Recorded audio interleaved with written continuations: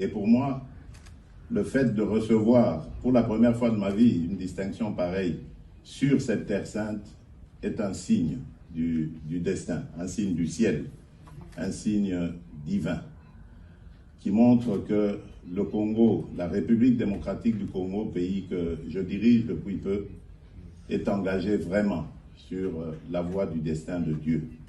Bonjour à tous, c'est l'Église intervient, votre émission. Nous avons suivi tous dans les réseaux sociaux dire que Monseigneur Sikouli, évêque de Beni Butembo, a pris acte de l'investiture des nouveaux animateurs de la CENI.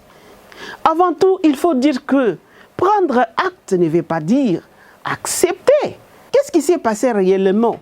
Le samedi 23 octobre, après son échange qu'il a eu avec le secrétaire général de l'ONU, en charge des opérations de maintien de la paix, Monseigneur Sikouli Paluku Melkisedek a confié à la presse de l'Église catholique que l'Église va toujours défendre ce qu'elle pense être la vérité et la justice, même après cautionnement de l'irrégularité dans la mise en place de la nouvelle équipe de la CENI. Vous avez compris, l'irrégularité dans la mise en place de la nouvelle équipe de la CENI. L'évêque de Butembo a dit par la suite que les biens restent les biens, quelles que soient les circonstances dans lesquelles nous nous trouvons. L'Église travaille toujours dans le sens du bien, a conclu l'évêque. Les gens ont voulu prendre donc, les paroles de Monseigneur dites dans un contexte, les mettre dans un autre contexte.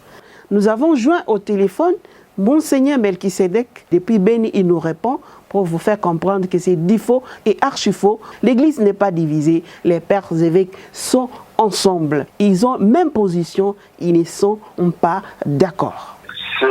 C'est déjà fait. Donc la Sengo, nous n'avons pas à faire comme si cela n'a pas eu lieu. C'était fait.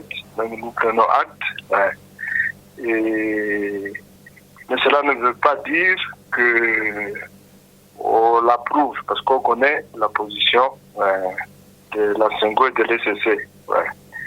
Et ce qu'il y a eu comme refus pratiquement de tenir compte de ce qu'ils ont relevé comme irrégularité. Cette irrégularité a été consacrée, mais cela n'empêche que la CENCO continuera à plaider pour la